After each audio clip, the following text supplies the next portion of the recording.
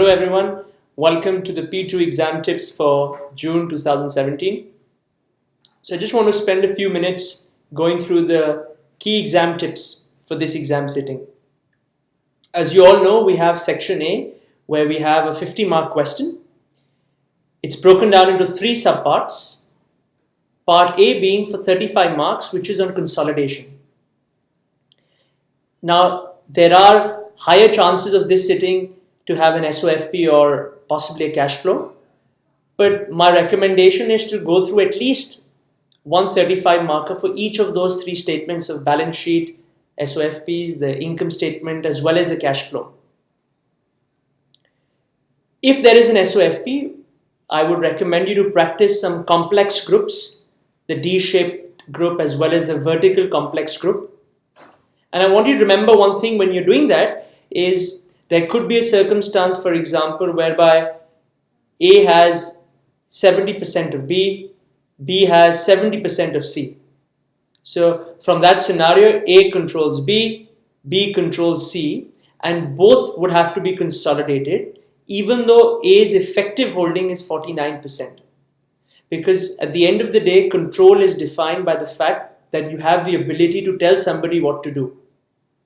So do watch out in question 1 if that scenario does come up. But the more critical element in question 1 is to make sure that you stick to your time.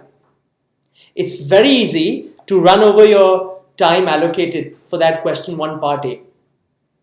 There is 1.95 minutes per mark. So make sure you stick to that time. In that question 1, you have lots of adjustments. You have the first 3 notes, which are majority of the marks, and then you have the various accounting adjustments. Remember, with the different accounting adjustments that you have, it's important not to spend a lot of time on them. It seems they are worth a lot of marks, but they're worth 3 to 4 marks max for each of those adjustments. So the key element is to read them, try to have a go, but do not waste time on those adjustments. It is important for you to then move on to part B and part C, which part B being the theory element of an accounting standard, and part C very importantly being on ethics. The examiner has very strongly stressed on the fact that most students tend to get this wrong and forego their marks. There is an unethical scenario happening there. You need to discuss about that accounting principle as well as the ethical principles in that scenario for 6 to 7 marks. And like I always said, when you're practicing this at home, make sure you have your clock in front of you and you can see how long it's taking you to do that question 1. We then move on to section B, which has all the accounting standards. And I know you would want a handful of standards for me to tell you in these videos.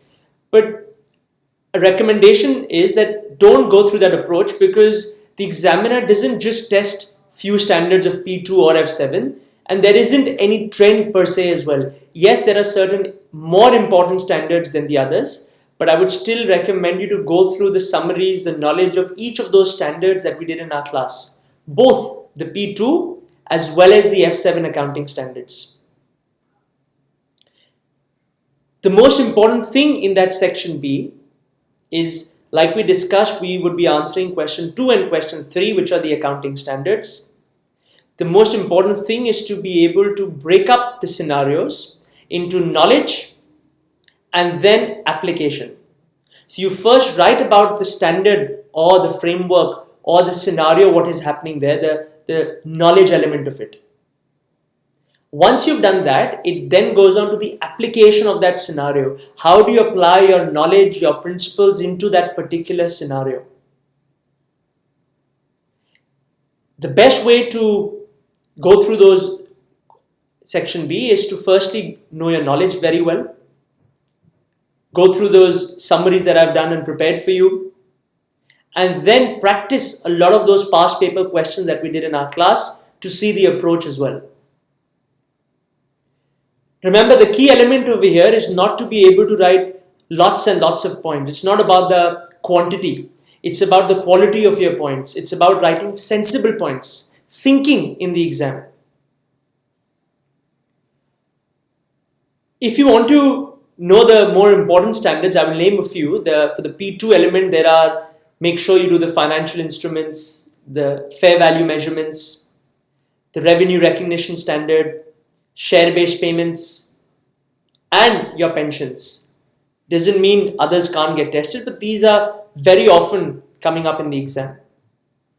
And from the F7 perspective, there are the PPE, the provisions, the intangibles, the provisions, and the impairment. And sometimes the examiner does like to test a bit of IFRS 5 held for sale as well.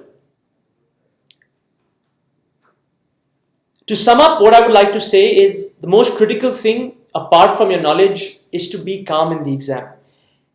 It's very easy to go down the negative route, to think about what might happen, how poorly you might be performing, but don't do that.